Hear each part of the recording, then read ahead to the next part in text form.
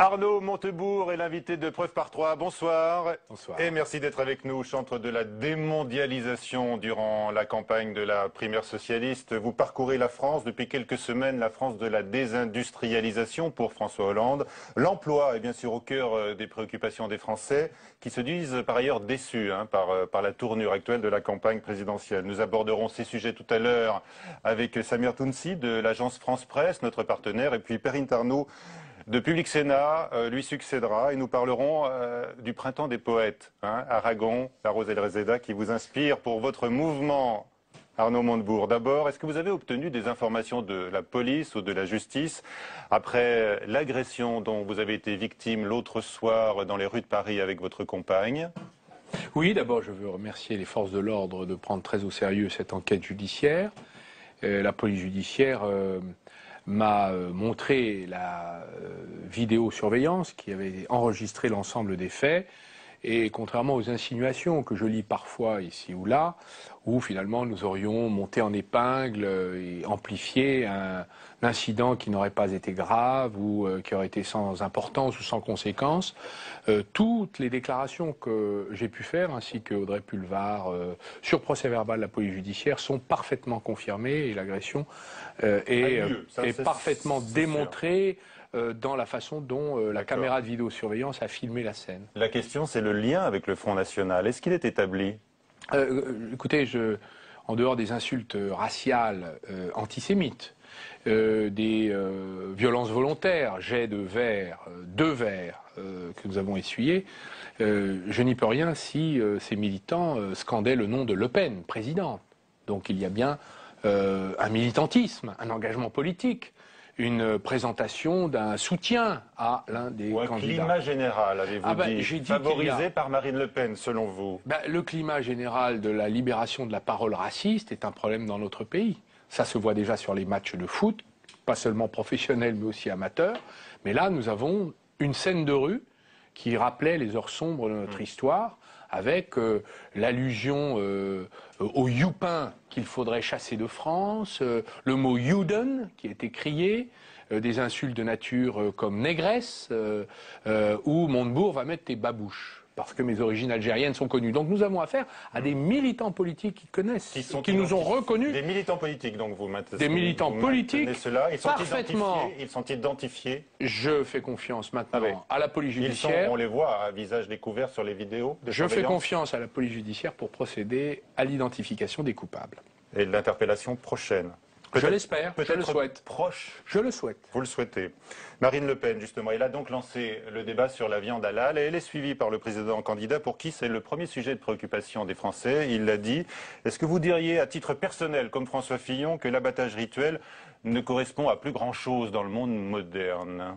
Écoutez, faire de la question de savoir si l'étourdissement des agneaux avant leur abattage et leur consommation est une préoccupation majeure de la France me paraît être une manœuvre grossière et grotesque de diversion par rapport aux problèmes considérables qu'aujourd'hui les Français rencontrent dans leur vie quotidienne.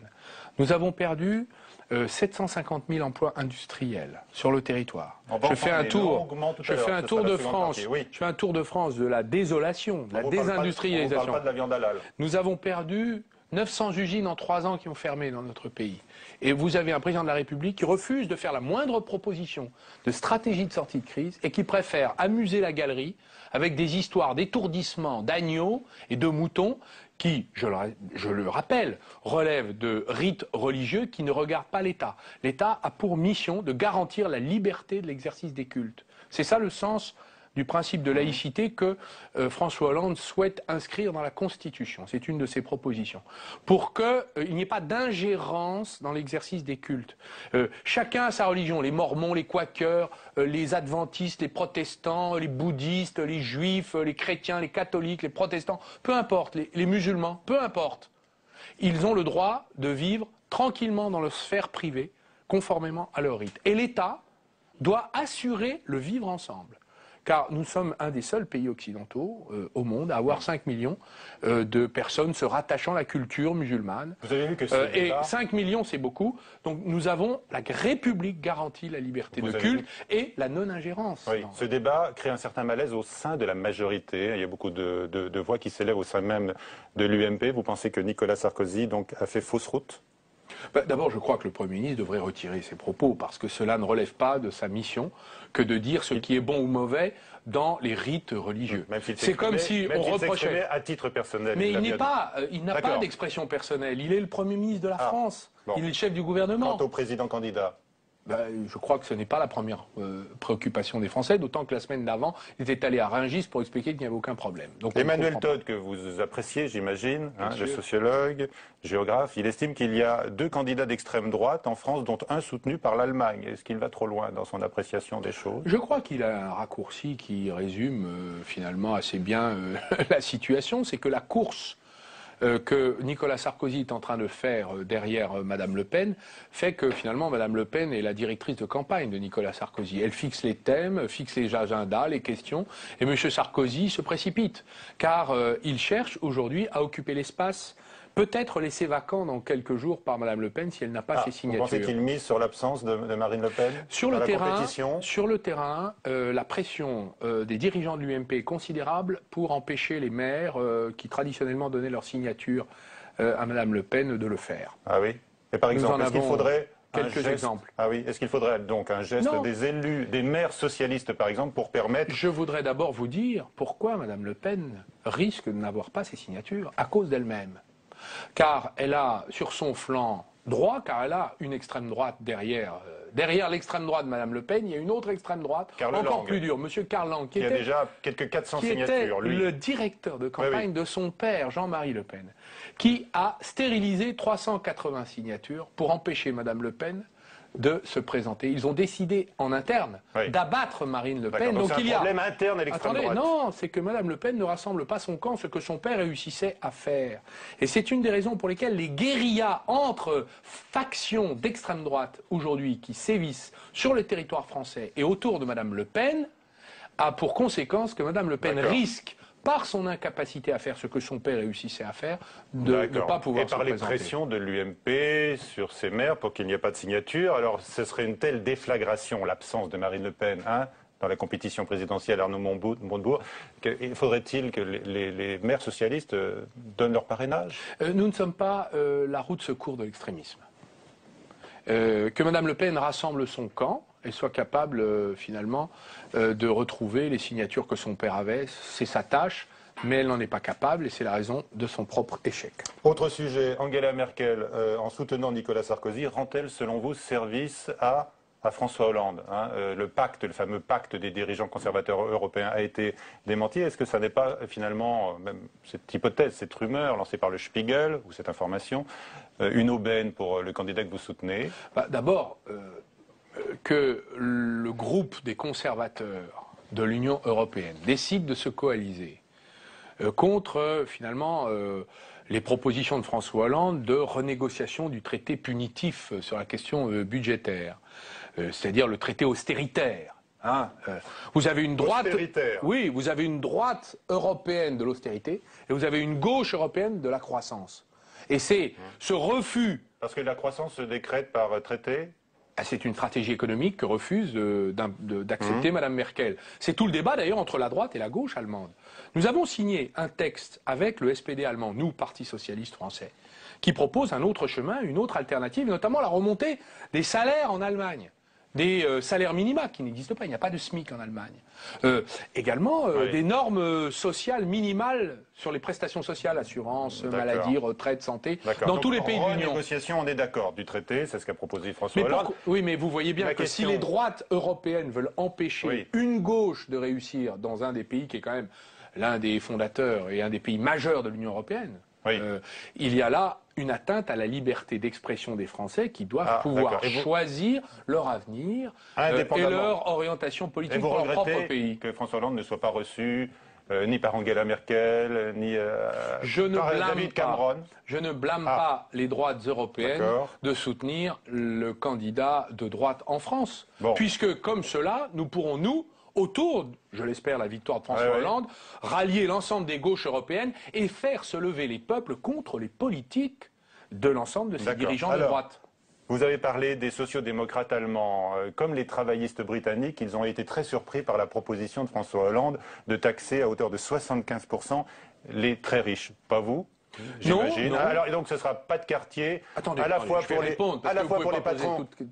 les patrons du CAC 40 comme pour les footballeurs. D'abord, ils y viendront. Parce que c'est particulièrement injuste que finalement l'ultra-minorité d'ultra-riches qui a fait fortune pendant la crise sur les décombres de la misère des autres ne se participe pas à l'effort de restauration des finances publiques. Les mêmes problèmes de finances publiques. C'est pas du tout l'objectif. François Hollande a reconnu que ça n'allait pas faire rentrer de l'argent dans les caisses de l'État. C'est toujours ça de prix, ça de moins que les autres paieront. Peu. Il a parlé d'un exemple patriotique. Mais c'est nécessaire qu'il y ait des exemples patriotiques. Et j'ai envie de vous dire, faire un exemple. Dans l'histoire des États-Unis d'Amérique, il y a eu des taux beaucoup plus élevés.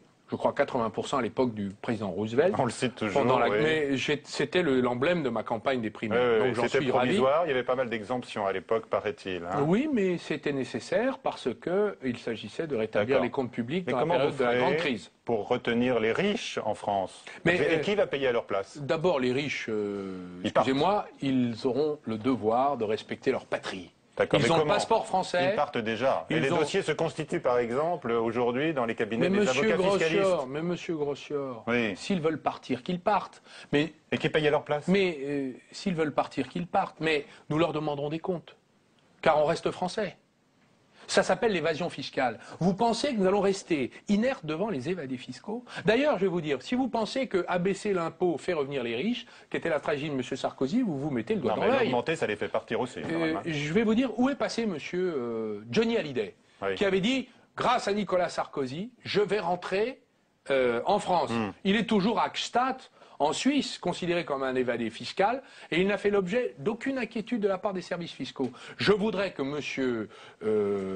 Johnny Hallyday rentre, même si les impôts sont plus élevés, car il pourrait montrer à quel point il aime son pays. Est-ce que c'est une mesure symbole patriotique, donc pour reprendre le mot de François Hollande, destiné à mieux faire passer l'augmentation des impôts qui va frapper tous les Français demain? Je vous pose la question, Arnaud Montebourg, parce que vous, par exemple, en Saône-et-Loire, vous avez su convaincre les habitants qu'il fallait augmenter les impôts.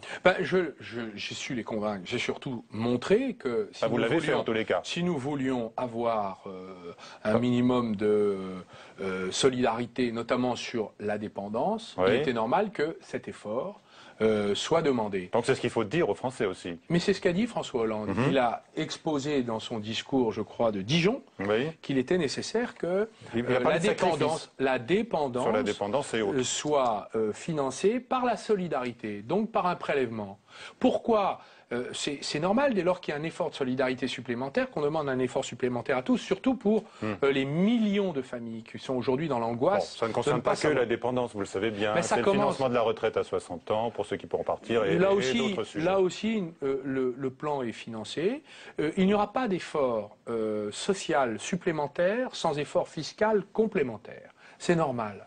Mais il suffit de le dire, de le clarifier, c'est le cas, et surtout, je crois que les Français sont prêts à ça. Dès lors qu'il y a un plus pour eux, il est normal qu'ils participent à cet effort commun. Ce qui serait injuste, ce serait de faire payer le prix de la crise, les dettes accumulées par le sarkozysme, qui sont himalayennes, par les classes moyennes et les classes populaires. Là, pour le coup, je réponds. Excusez-moi, je me défends parce que vous m'empêchez de terminer mes phrases. Mais s'agissant du prix de la crise et de la dette, c'est la taxation sur les transactions financières, une recette de 200 milliards, au plan européen, qui nous permettra de rembourser très facilement le prix de ce qu'a coûté les plans de sauvetage et de renflouement des banques. Vous n'avez pas répondu, vous ne faites pas la différence entre les patrons du CAC 40 qui sont effectivement enrichis puisque leur rémunération a fortement progressé et puis les footballeurs? Non. D'ailleurs, quel est le problème pour le football? Les clubs s'adapteront, non? Et puis, ça leur coûtera plus cher. On peut demander à M. Anelka, qui gagne 240 000 € par semaine dans un club de Chine, d'aimer son pays aussi. Comme vous et moi, peut-être. Ce n'est pas excessif que lui demander ça. Eh bien, comme il aime son pays, qu'il parle une langue française châtiée, qu'il respecte les couleurs, qu'il chante la Marseillaise sur les terrains et les pelouses, eh bien, il paiera plus d'impôts. Voilà, je le lui annonce avec d'autres socialistes, et ce sera un grand bien pour la patrie. Merci. Très bien. Lui et tous les autres, en short, hein, sur les terrains de football. Voilà. Allez, Samir Tounsi de l'agence France-Presse va nous rejoindre, mais avant cela, Arnaud Montebourg, on va donc vous suivre dans ce tour de France, hélas, de la désindustrialisation. Vous étiez d'ailleurs en Côte d'Or hier auprès des salariés du laboratoire Fournier, dont racheté par Abbott. Par le grand laboratoire américain, leur emploi est menacé, alors que le groupe américain se dégage porte beaucoup de bien. profit. On vous a vu aussi auprès des Le Jaby, mais coiffé sur le poteau hein, par Nicolas Sarkozy notamment. À Yssingeaux, mais il y a d'autres unités de ce fabricant de lingerie en France. Sandra Cerquera. On est parti. Toujours sur la route, Arnaud Montebourg. Candidat à la primaire socialiste, il sillonnait déjà l'Hexagone avec sa caravane.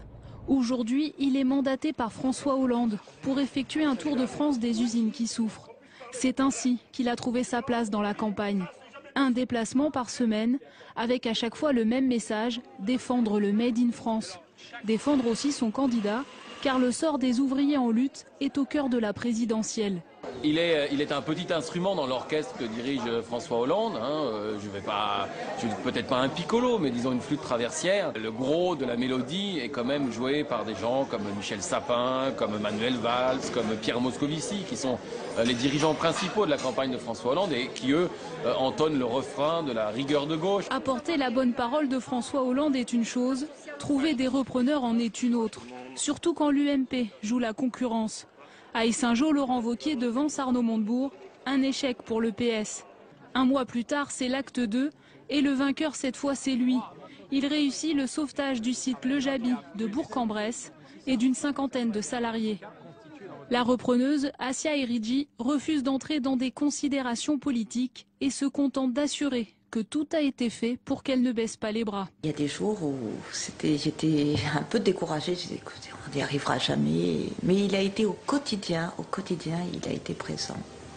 Et il me disait toujours, mais non, vous allez voir Assia, vous y arriverez, on vous trouvera une usine, vous ferez votre projet, votre fabrication française. Les syndicats déplorent de ne pas avoir été associés à ce qu'ils appellent une reprise politique. Une reprise qui permet à Arnaud Montebourg de peaufiner son rôle de monsieur économie de François Hollande, peut-être de futur ministre. Vive la République et vive la France. Voilà, on va signer. Voilà, Samir Tounsi de l'agence France-Presse nous a rejoint. Bonsoir Samir. Première question Michel, bonsoir, à Arnaud Montebourg. Alors vous faites la course avec Laurent Wauquiez autour des sites industriels en difficulté. Il n'y a pas un côté un peu osé dans... D'abord, on ne fait pas la course. Dans sa démarche. Je considère que la désindustrialisation et la réindustrialisation de notre pays est une cause nationale et que nous aurons besoin de tout le monde. Donc si M. Wauquiez a des solutions, surtout pour une usine qui se trouve à 800 mètres de ses bureaux, qu'il n'avait jamais été visité, j'étais le premier envoyé par François Hollande pour voir ces ouvrières qui scandaient « Fabriqué en France » avec leur hymne, l'hymne des symboles victimes de la mondialisation en France. Ces femmes qui avaient travaillé toute leur vie, payées au SMIC, qu'on jetait comme ça sans que personne ne s'en occupe, il y avait là elles ont bouleversé la France, parce qu'il y avait là une violence inhumaine. C'est pérenne la solution de reprise qui a été obtenue par le chef de l'État avec LVMH. Je fais confiance à la CGT qui a déclaré que la solution était solide. Je leur fais confiance. De même que... Non mais là il s'agit de faire confiance aux repreneurs, un fournisseur de LVMH. Franchement, je crois que sur le terrain ça fonctionne, donc tant mieux. Je m'en réjouis. Tant mieux. Il y a encore 3 sites. Le Jaby, Le Teil, Bellegarde, Rieux. Est-ce qu'il y a des solutions? On vient d'en trouver une pour Bourg. La stratégie de Made in France de Madame Assia Eridji, qui est une ancienne créatrice de Princesse Tam Tam, et qui a inventé une nouvelle marque Made in France, Monette. Et l'hommage doit lui être rendu, car elle a décidé de reconquérir le textile français dans la lingerie, qui a été complètement décimé par l'entrée sans contrepartie ni condition de la Chine dans l'Organisation mondiale du commerce, et son arrivée sur le marché européen a détruit des centaines de milliers d'emplois. Et partout dans nos territoires, dans nos régions, vous voyez des petites unités de 20, de 30 qui disparaissent sans que personne ne s'en occupe. Eh bien, Madame Eridji a décidé de remonter des petites unités. Donc j'espère qu'elle va réussir et qu'elle pourra en créer d'autres. Et j'espère aussi pour les anciennes ouvrières de Le Jaby, qu'elles retrouveront du travail, les mécaniciennes aux doigts de... Vous avez vu les nouvelles Le Jaby en Tunisie, elles gagnent un peu plus de 200 € par mois, elles se disent comblées, très heureuses comme jamais. Certes, mais nous avons une France qui est en chute libre sur le plan industriel, avec une zone rouge, un pays qui ne produit plus est dans la main de pays qui, eux, continuent à produire. Je n'ai pas envie que la France ressemble à un magnifique musée avec un littoral, Disneyland, et des stations de ski, un fantastique hôtel, resort and spa. Hein, nous méritons mieux. Alors on sent que vous êtes très à l'aise dans ce Tour de France de désindustrialisation. Je ne suis pas à l'aise. Je suis malheureux de voir ce que je constate. Mais vous avez entendu dans le reportage ce proche de Jean-Luc Mélenchon qui dit que vous êtes dans l'orchestre de François Hollande, une flûte traversière qui jouerait une petite musique de gauche par rapport aux grosses caisses de la rigueur de gauche. Est-ce que vous avez l'impression que c'est le rapport actuel de force qu'il y a, le rapport de force actuel qu'il y a dans l'équipe de François Hollande? Ben, je ne crois pas, parce que le discours de François Hollande, les orientations de campagne, sont le fruit d'un accord politique entre lui-même et les propositions que j'ai faites, visant d'ailleurs à contraindre les excès de la finance, à engager un mouvement de relocalisation sur le territoire, qui est une des composantes de ma démondialisation, qui n'est pas la mienne d'ailleurs, mais qui est un mouvement d'idées qui a beaucoup progressé dans les têtes en France. D'ailleurs, j'étais hier à Nancy, où François Hollande m'a demandé de parler juste avant lui, c'était un honneur. Reprenant lui-même la parole derrière moi, les discours étaient assez semblables. Donc nous voyons bien qu'il y a, je crois, un centre de gravité de la campagne de François Hollande qui est au cœur de toutes les gauches et de l'ensemble des gauches et de leur sensibilité. Mais vous alliez beaucoup plus loin dans votre campagne, dans votre propre campagne en septembre. Ou quid aujourd'hui de la mise sous tutelle des banques? Quid de la démondialisation? Nous avons tout de même un candidat qui est pour le libre-échange. Quid du protectionnisme aussi. Quid du protectionnisme, et qui s'appelle la démondialisation. Je pense que vous n'avez pas lu le programme de François Hollande. Je vous le dis très gentiment. Il y a des propositions visant à protéger contre la concurrence déloyale mondiale. Dans ce programme que j'ai lu comme vous, où vous avez pu tenir la. Mais c'est ce que je suis en train de vous dire. D'abord, un mouvement de relocalisation en rappelant les entreprises françaises à leurs obligations patriotiques, exactement ce que fait M. Obama en Amérique du Nord, ce que fait Mme Rousseff au Brésil, Mme Kirchner au Brésil, c'est-à-dire où on utilise la fiscalité, les marchés publics, la commande publique, les taxes sur les produits déloyaux, la taxe carbone extérieure par exemple, et beaucoup d'autres leviers qui sont entre les mains des États pour nous protéger contre la concurrence déloyale extra-européenne, extérieure à l'Union européenne. Un mouvement de relocalisation, ça veut dire qu'on va convoquer les multinationales, on va leur demander de relocaliser leurs activités sur le territoire national quand elles souhaitent fabriquer pour la France. À ce propos, il y a une question à la mode dans cette campagne. Je ne vous ai pas encore entendu répondre. Qu'est-ce que vous préférez, une usine Renault ou une usine d'une marque française à l'étranger, ou une usine Toyota ou d'une marque étrangère qui ouvre en France? Je veux les deux, mon capitaine. C'est un peu facile comme c'est pas facile parce que la stratégie low cost qu'a choisie M. Carlos Ghosn est une grave erreur. Car à force de vouloir diminuer les coûts, vous finissez par détruire votre outil industriel national. Et la marque à losange est aujourd'hui la seule marque française avec seulement 30% de composants fabriqués en France.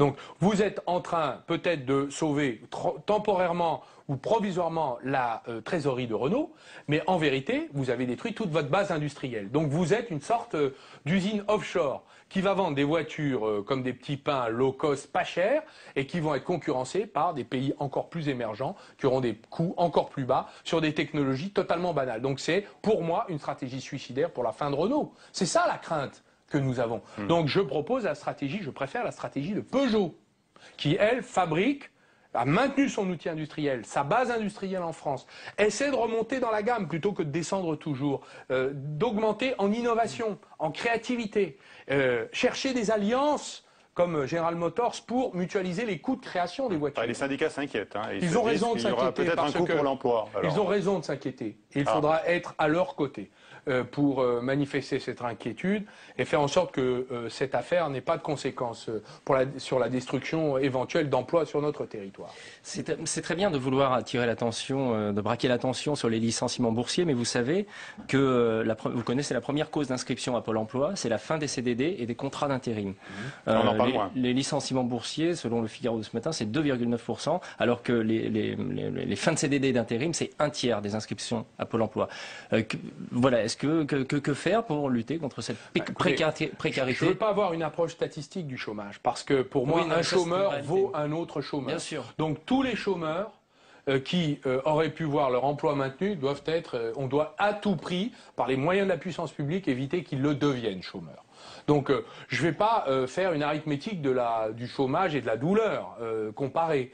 Pour moi, quand il y a des emplois qu'on peut préserver parce que l'entreprise gagne de l'argent, il faut les préserver. On a déjà perdu dans la crise toutes les entreprises qui faisaient faillite parce qu'elles gagnaient plus d'argent et qu'elles en perdaient. Mais maintenant, on ferme des entreprises qui en gagnent. Alors, qu'est-ce qui va nous rester finalement? Ah, il faut l'interdire, ça? C'est pas qu'il Vous faut annoncez des l'interdire, c'est mesures. déjà interdit. Vous voulez, Non, attendez, monsieur, vous voulez annoncer des mesures draconiennes. Oui, mais je vous explique. Hein? Pourquoi c'est déjà interdit dans la loi aujourd'hui? Un licenciement qui n'a pas de cause réelle et sérieuse sur le plan économique est interdit.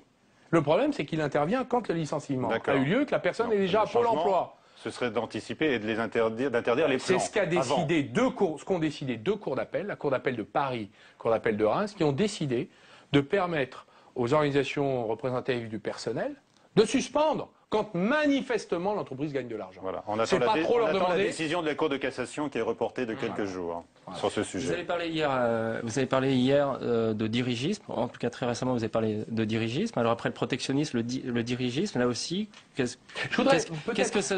concrètement, ça veut dire que, ça veut dire aujourd'hui, l'État le dirigisme se mêle... en 2012 ça veut quand dire... on a vu un État qui était incapable d'empêcher les fermetures de grands rangs. Mais il a été incapable, pourquoi il en a été incapable? Parce qu'on a vendu l'acier d'Arcelor, qui appartenait aux Européens, et particulièrement à la France, à Mittal, dont le centre de décision. Qu'est-ce que ça veut dire, le dirigisme aujourd'hui? Mais je vais vous répondre si vous me laissez répondre. Face à Mittal, vous avez déjà posé 3 fois la question, est-ce que je peux répondre? Allez-y, au moins, allez. interrompre votre question par ma réponse. Quand même.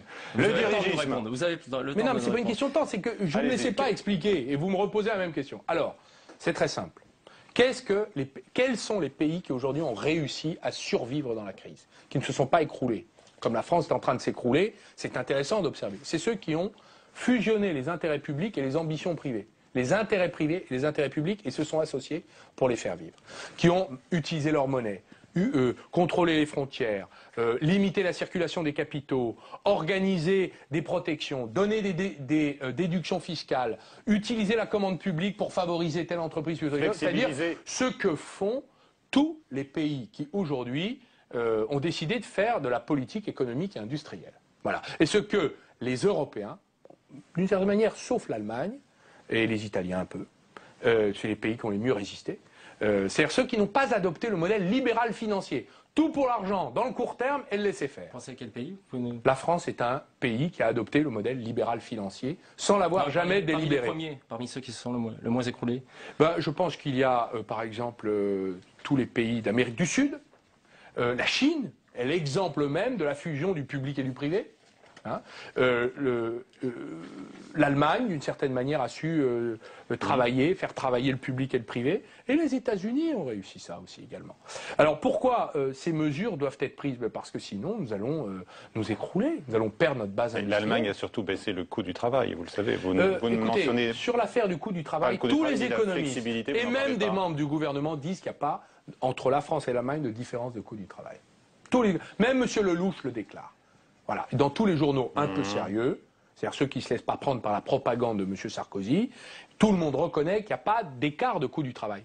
Il y a juste 15 ans, 20 ans d'investissement dans la recherche-développement, remontée en gamme dans la qualité, et une stratégie de répartition avec les pays hors zone euro qui sont voisins, qui sont les anciens pays de l'Est, où on fait sous-traiter là, mais où on garde les grandes fonctions de production et d'assemblage sur le territoire allemand. Le dirigisme. Dernière question. Ça, c'est de la politique, vous voyez. C'est ça, le dirigisme.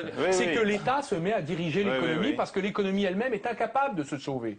Elle en est incapable. C'est ça que je voulais dire, monsieur Tounzi. Vous avez sur votre aile gauche un candidat qui semble avoir plus l'attention des ouvriers de l'électorat populaire que vous. C'est Jean-Luc Mélenchon qui vient de parler, qui a de nouveau refusé de participer à un gouvernement Hollande-Dréhou. Qu'est-ce que ça vous inspire? J'ai pensé sur le coup que ça aurait pu être une de vos expressions pendant la campagne de la primaire.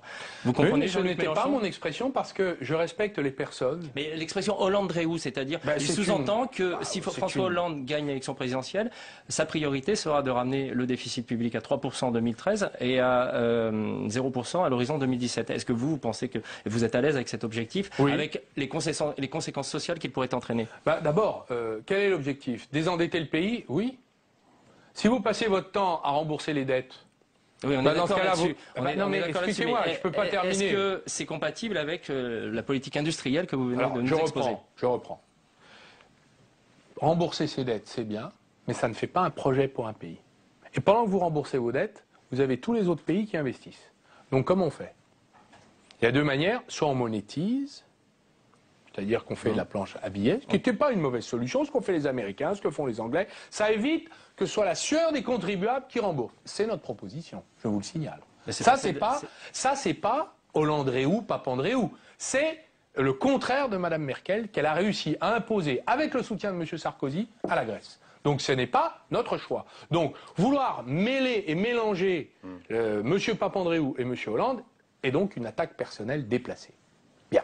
Ensuite, s'agissant des conséquences sociales, vous parlez de quoi? Rétablir nos comptes publics, mais nous en avons besoin pour investir et pour pouvoir réindustrialiser le pays, assurer la transition écologique et même le programme de Jean-Luc Mélenchon, que j'approuve dans certains de ses aspects, contient des éléments qui renvoient à notre propre programme. Mais il faut bien le financer. Nous allons le faire comment? Il y a deux solutions. Soit vous diminuez les dépenses, et là, il y a des conséquences sociales difficiles. C'est ce que fait la droite. Soit vous augmentez des impôts, et c'est notre proposition, comme d'ailleurs celle de Jean-Luc Mélenchon. Voilà ce que nous proposons. Merci Samir Tounsi. Alors la situation sera de toute façon difficile, quel que soit le vainqueur à l'Elysée. Est-ce que vous redoutez des vagues de licenciements après la présidentielle, comme l'a annoncé François Chérèque, qui le tient de patron et de DRH? Vous pensez que là, il y a des plans? Nous sommes informés de ce que de nombreux plans sociaux sont aujourd'hui dissimulés dans l'attente du résultat électoral et interviendront dans la foulée du résultat de l'élection présidentielle. Et si François Chérèque le dit, qui est un homme sérieux, c'est qu'il a d'excellentes raisons de pouvoir le dire. Très bien. Alors, Perrine Tarnaud donc, va nous rejoindre. On célèbre avec vous le Printemps des poètes avec Aragon, bien sûr, je le disais, qui vous a inspiré pour votre mouvement que vous avez créé. Aïda Kerouache. Celui qui croyait au ciel, celui qui n'y croyait pas. L'un court et l'autre a des ailes, de Bretagne ou du Jura, et Framboise ou Mirabelle, le grillon rechantera. La Rose et le Réséda, un poème de Louis Aragon, un appel à la résistance face à l'occupation nazie en 1942, un chant pour l'unité du peuple face à l'adversité. Les personnes, les résistants auxquels il est dédié, auxquels il rend hommage, dont il exalte le sacrifice, vous donne la clé du poème. Il y a d'Estienne d'Orve, gaulliste et catholique. Il y a Gabriel Péry, communiste et donc celui qui ne croit pas au ciel, comme dit le poème. Vous avez Gilbert Bru, jeune résistant catholique de Lyon, et puis Guy Moquet. Guy Moquet, jeune résistant communiste, fusillé à Chateaubriand. Aujourd'hui, on découvre Arnaud Montebourg sensible à la poésie, alors La Rose et le Réséda, c'est tout un symbole qu'il a choisi pour le titre de son mouvement d'idées, fraîchement inauguré. Un choix qui laisse sceptique l'exécuteur testamentaire de l'œuvre du poète communiste. La difficulté, c'est de vouloir transposer la lettre du poème dans la situation historique qui est la nôtre. De là à en faire un étendard, à le brandir au début du XXIe siècle, ça me paraît douteux. La Rose à la main, alors qu'il effleure certaines idées communistes, Arnaud Montebourg n'oubliera pas de voter pour Le Voyage de Hollande, un autre poème d'Aragon. Voilà, Le Voyage de Hollande, je ne sais pas si vous le connaissez. Perrine, qui a inspiré bien des poètes, est avec nous. Merci Michel. Douteux le parallèle entre les deux époques, entre ce poème de 43 et notre époque actuelle. Vous faites ce parallèle? Oui, parce que nous sommes, notre patrie est en difficulté, notre nation est en danger économique, de survie économique. La dureté des temps est terrible, nous avons une population qui, comme après la grande crise de 1929, une partie d'entre elles, peut-être, pourrait s'en remettre à des aventuriers extrémistes, donc, ou aventurières extrémistes, si vous voyez ce que je veux dire. Donc, mieux vaut prévenir que guérir. N'attendons pas les drames et les tragédies nationales pour sortir les grands mots. Je crois qu'Aragon a rendu un hommage extraordinaire à l'unité de la nation quand elle est en difficulté. L'unité nationale. L'unité de la nation, ça veut dire qu'on aura besoin de tout le monde, qu'il va falloir se donner la main. Les forces sociales, déjà les forces sociales et les forces économiques. Il faudrait qu'elles se parlent, qu'elles arrivent à coopérer. Ce que je disais d'ailleurs tout à l'heure en parlant d'intérêt public et intérêt privé.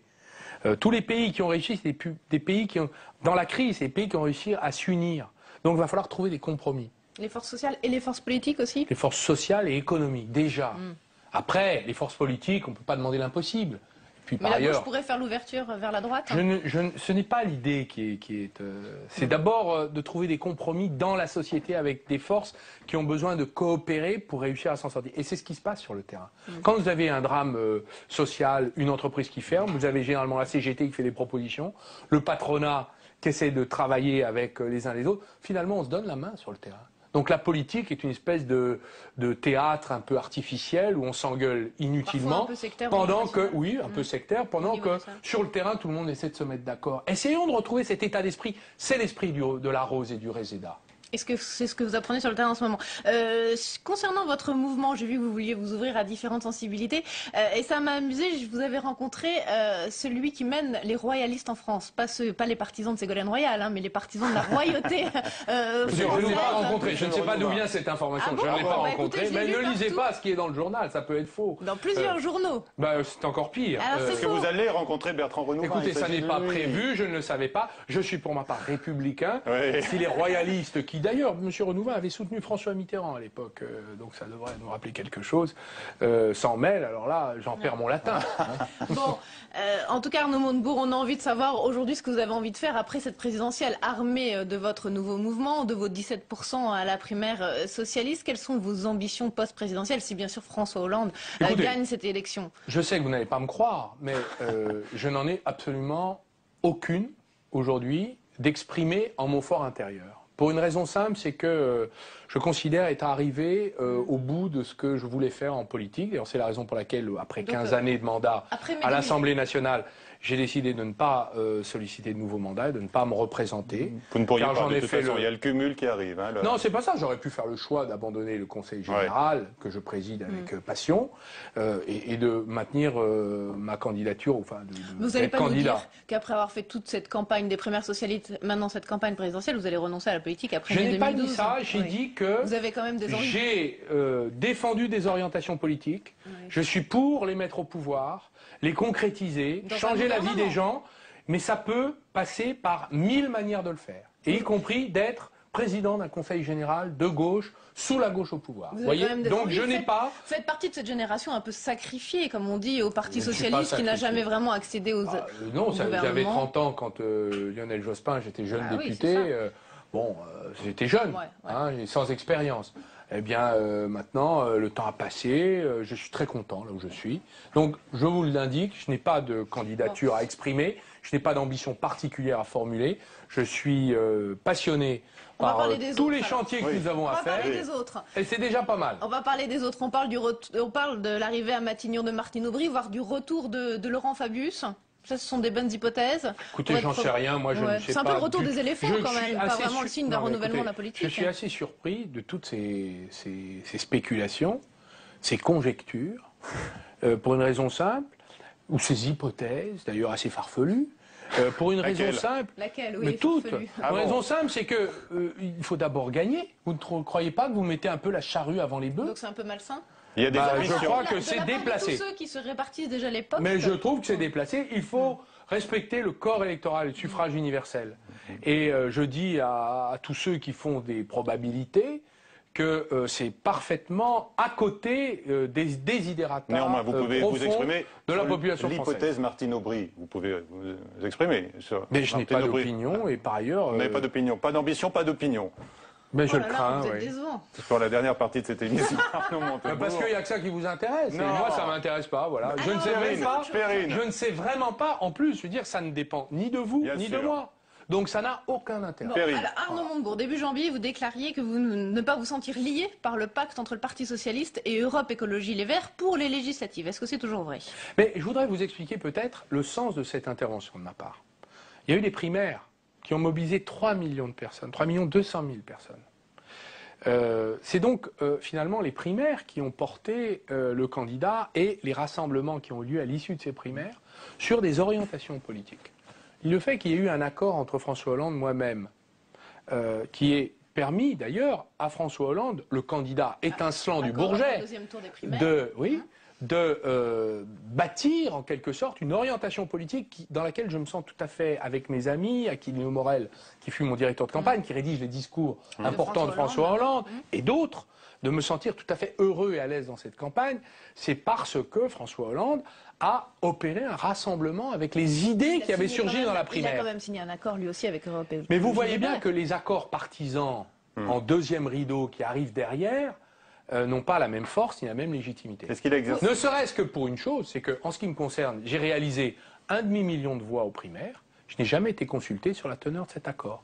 Et c'est la raison pour laquelle je le considère, pour moi, légèrement à l'écart du processus de rassemblement nécessaire qui est intervenu à l'issue des primaires. Est-ce que c'est aussi parce que le nucléaire pèse beaucoup dans votre département, au niveau le local? nucléaire, inéluctablement, dès lors que vous engagez la transition écologique et énergétique, que vous voulez vous débarrasser de la dépendance à l'égard des hydrocarbures, des énergies fossiles, du pétrole, vous ne pourrez pas en plus ouvrir le front du nucléaire. Donc il faudra choisir. Soit on fait l'après-pétrole, soit on ferait l'après-nucléaire. Mais on ne peut pas faire les deux. Voilà qui est Donc clair. c'est la raison pour laquelle moi j'ai une position assez pragmatique qui se rapproche plutôt de l'esprit des Verts inspiré par Nicolas Hulot, Jean-Marc Jancovici et beaucoup d'autres, qui ne sont pas pro-nucléaire. Je ne suis pas pro-nucléaire, mais il faut modérer les choses. Deux petites questions pour terminer. Le bureau du Sénat doit se prononcer la semaine prochaine, le 15 mars, sur la demande de levée de l'immunité parlementaire des sénateurs Guérini et Navarro. Est-ce que vous demandez au Sénat de gauche d'accéder à cette demande des magistrats ?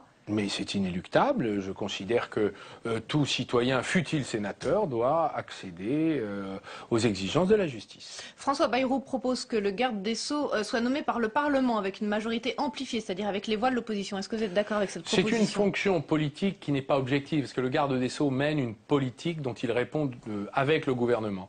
Peut-être que nous pourrions imaginer qu'un procureur spécial pour les affaires sensibles puisse être désigné au 3/5e. On peut imaginer, par exemple, que la composition du Conseil supérieur de l'audiovisuel, c'est la proposition, par exemple, de François Hollande, soit composée de personnalités incontestables au 3/5e du Parlement. Nous pouvons imaginer cette formule, en tout cas, c'est pas celle que Nicolas Sarkozy a mise en œuvre, et donc ce n'est pas une mauvaise idée. En soi, elle me paraît être excessive s'agissant du garde des Sceaux. Vous avez dit tout à l'heure que vous trouvez votre compte dans le programme de François Hollande sur le plan de la démondialisation. Il ne propose pas, lui, la 6e République. Est-ce que vous allez me répondre à l'appel de Jean-Luc Mélenchon le 18 mars, une marche pour la 6e République à Paris, place de la Bastille? Oui ou non, Arnaud Montebourg? Mais je crois que... Vous irez peut-être. C'est une bonne idée. Je ne savais pas que ça existait. La marche pour la 6e République à l'appel de Jean-Luc Mélenchon. J'irai peut-être le saluer parce que c'est une bonne idée, la 6e République. Vous voyez? Et d'ailleurs, je trouve François Hollande, là, d'une certaine manière, a bien avancé sur les propositions dans son discours de Dijon samedi dernier. C'est la 6e République en pièces détachées, on peut dire. Mais on peut dire que... Il a surtout dit qu'il fallait respecter à la lettre les institutions de la 5e, non? Oui, mais ça veut rien dire, parce que les institutions de la 5e... Non, mais ça veut rien dire au sens où c'est la pratique qui imprime beaucoup, c'est ça qu'il veut dire. Mais il a quand même proposé un sacré nombre de réformes. Il faut le reconnaître. Dont beaucoup sont contenus dans le programme de la 6e République de Jean-Luc Mélenchon. Que vous irez peut-être marcher avec Jean-Luc Mélenchon pour la 6e République. En tout cas, ça ne me dérangerait vraiment pas, au contraire. Lui, ça l'arrangerait sans doute. Merci, Perrine, merci. Monsieur Montebourg, la semaine prochaine, c'est Bruno Le Maire, le ministre de l'Agriculture, qui sera l'invité de Preuve par 3. Bonsoir, à bientôt, très vite.